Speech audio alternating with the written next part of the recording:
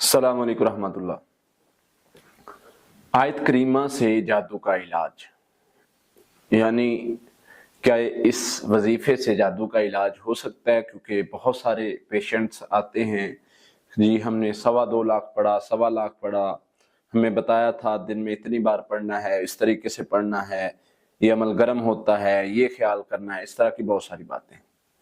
देखिए जी, जादू के इलाज के लिए तो बेहतरीन चीज़ें जो नबी सल्लल्लाहु अलैहि वसल्लम ने बताई हैं, उनमें जिक्र भी है, उनमें दुआ भी है, उनमें नमाज भी है, उनमें जो है वो कुरान पाक की आयात भी हैं।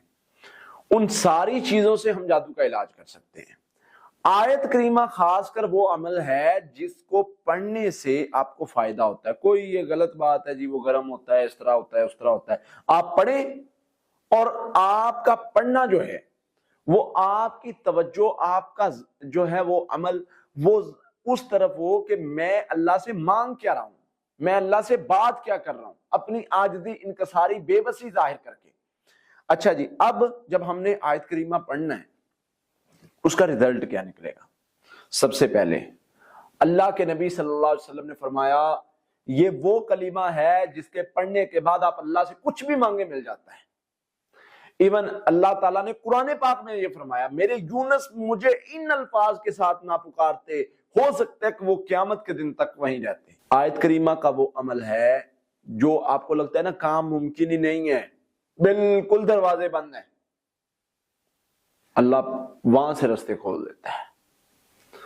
कोई इमेजिन कर सकता है कि मछली के पेट में समुद्र में जाके अल्लाह दोबारा जिंदगी दे और दोबारा जो है वो वहीं से रास्ते खोले और इंसान को वापस ले आए?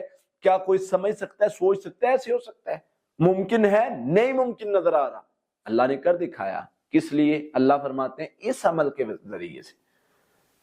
और हदीस में आता है कि ये पढ़ के, ये कलिमात पढ़ता हुआ बंदा अल्लाह से कुछ भी मांगता है, अल्लाह उसको अता कर देते हैं। तो भाई अगर आप सूरत फलकनास भी पढ़ते हैं, आयतुल कुर्सी जो हिफाजती पढ़ाई है, सूरह फातिहा, आयतुल कुर्सी, सूरह बकरा की आखिरी 2 आयत, आखिरी 3 कुल, ये 7-7 बार पढ़ ले और आयत करीमे को अपना वजीफा बना ले। ला इलाहा इल्ला अंता सुब्हानका इन्नी कुन्तु मिनज़ ज़ालिमीन।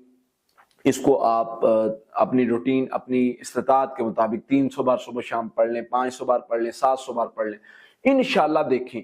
और नियत आपकी ये हो कि अल्लाह ये शर जो है इसको खत्म कर दे, और फिर देखें कैसे खैर के दरवाजे खुलते हैं, कैसे। और याद रखें ये अमल की कोई पाबंदियां नहीं होती, खासकर इस अमल की जो हमने खुद साख्ता बनाई। इजाजत नहीं है जी इस अमल की, हमसे इजाजत नहीं, कोई मसला नहीं, कोई इजाजत का चक्कर ही नहीं। हमें जी जो है वो आपने इतना पढ़ना है और छत पे बैठ के पढ़ना है, कोई चक्कर नहीं, ऐसा कोई मामला नहीं। सफेद कपड़े पहन के पढ़ना है, कोई मामला नहीं। आपने आप पर वाजिब है कि आप वजू में ही पढ़े? नहीं, वाजिब नहीं है, मतलब पढ़ेंगे, वजू में पढ़ेंगे तो ज्यादा तासीर और मजा और तवज्जो और सारी चीजें होंगी। हाँ, अगर आप चलते फिरते आपका नहीं भी वजू, आप सफर में हैं, आप वाक कर रहे हैं, तो आप पढ़ सकते हैं, उसमें कोई बात नहीं।